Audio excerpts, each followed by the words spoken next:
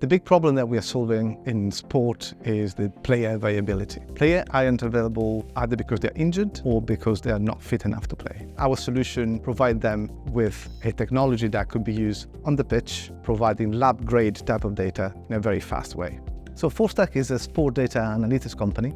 We help professional sport teams gaining that competitive edge by optimizing the performance of their player and minimizing the injury risk of their player by using artificial intelligence. When Dario told me about his research, I knew straight away that there was a commercial angle. And I brought up the idea of starting up something together. And he was very keen, but you know how life happens, people get busy. So I actually submitted an application at a pitching competition in the Southwest without telling him. And we ended up winning the pitching competition.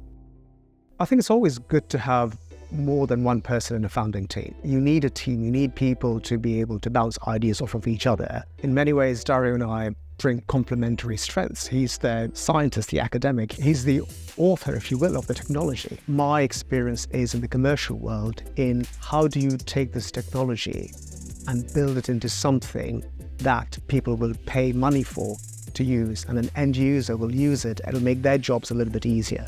That's the perspective I bring into it. The main difference of our technology with what's out there is the fact that we are enforcing this physics law and physiological law into the machine learning. Most of the machine learning approach are black boxes. You got something in and you get something out, or you don't know what's happening in between. What we do, we make it transparent, but we make it also explainable, which is very important in injury prevention and performance, because as a coach, you want to know why you increase that force at that joint or why you're generating more force onto the ground. They get all the results by the end of the day, about 30 times faster than their current solution. What universities are really good at is being able to build a robust, defendable technology. But the timelines and the risk appetite of academia versus the commercial world is somewhat different. How do you teach people to fail fast and learn faster? That's the world that we're really in.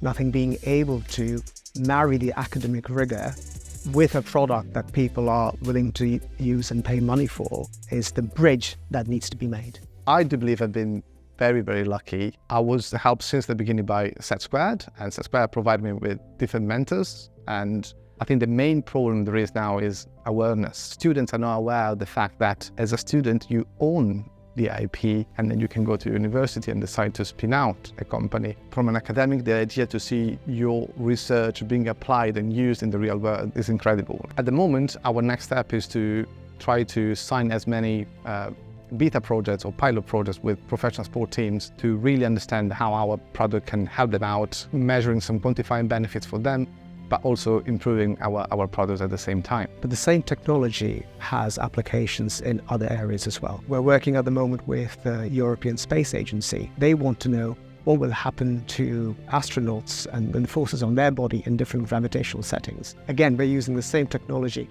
in another area. So I think there are natural ways where we can scale and grow in other directions. So we're really excited about the future.